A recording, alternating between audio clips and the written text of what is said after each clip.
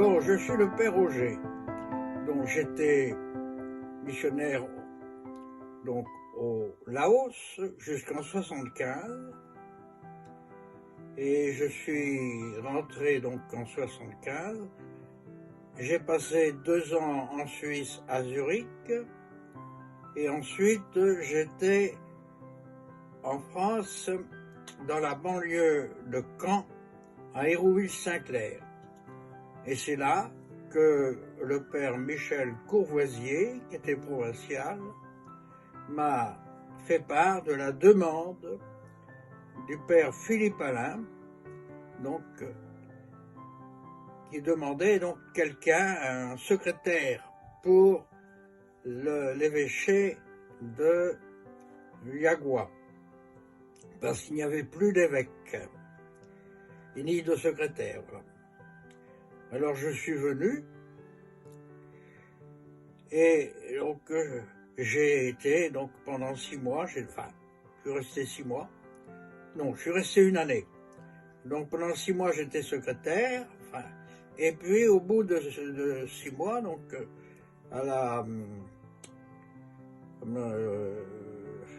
au mercredi des Cendres, on a intronisé Monseigneur Christian Wigham Toumi. Voilà. Et j'étais son secrétaire pendant 6 mois. Ensuite, comme le père Malavial rentrait du sud, on lui proposait d'être économe et enseignant à Meganga. Alors, il voulait bien être économe, mais pas enseignant. Alors, comme moi, j'avais été enseignant au Laos, donc ça ne m'a pas posé de problème.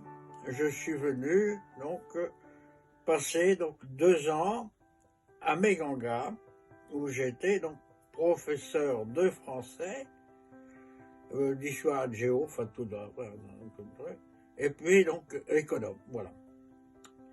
Et au bout de 2 ans, eh bien, je me suis rapatrié en France. Voilà, c'est tout. C'est pas très intéressant, mais enfin voilà. Alors, est-ce que vous pouvez entrer un peu en profondeur par rapport à ce que vous avez fait comme travail de secrétaire à Yagua et comme C'est-à-dire enseignant que secrétaire, en fait, j'étais le secrétaire de Philippe Alain. Voilà. Donc, en fait, c'est lui qui m'a formé, enfin, donc il était étonné que je sois aussi cancre dans la fonction secrétaire. Hein. Mais enfin, voilà, j'ai fait ce que j'ai pu. Enfin, voilà. Alors, point de vue ministère, donc quand j'étais à Yagua, alors j'allais, je sais pas, tous les 15 jours, donc sous un arbre, donc qui avait une réunion, donc je disais la messe là, il y avait une réunion pastorale, donc les catéchistes, donc qui faisaient la liturgie de la parole, si vous voulez. Donc, moi j'arrivais, enfin j'étais là, et donc on se rassemblait autour du Je crois en Dieu, et puis la messe continuait à ce moment-là. Voilà. Donc une messe que je célébrais en français. Donc j'ai fait aucun effort pour apprendre une langue du pays. Voilà.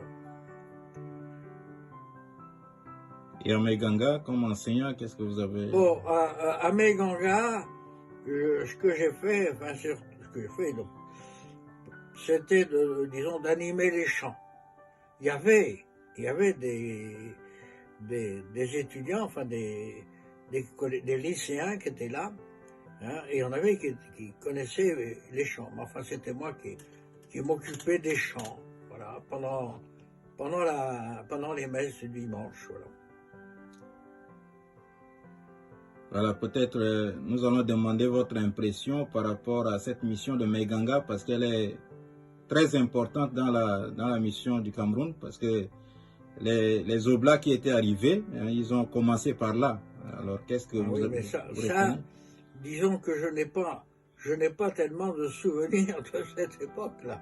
Donc j'étais pas là, j'ai entendu parler, hein, de certaines choses, donc qui sont passés donc, au début à l'arrivée, si vous voulez, des Oblats, là, mais personnellement, voilà, le seul intérêt que j'ai vu à Meganga, c'était que j'étais quand même sur un climat un peu plus tempéré que dans la région de Yaguar et même de Garoua. Donc à Garoua, pendant une retraite, j'ai attrapé la bourbouille. Donc voilà. Mais pour moi, le climat à Meganga était beaucoup plus sain qu'ailleurs. Voilà.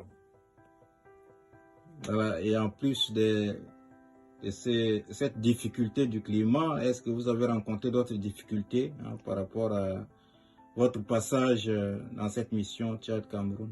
Non, j'ai pas. Non, j'ai pas cherché midi à 14h, hein, j'ai fait ce qu'on m'a demandé. Hein.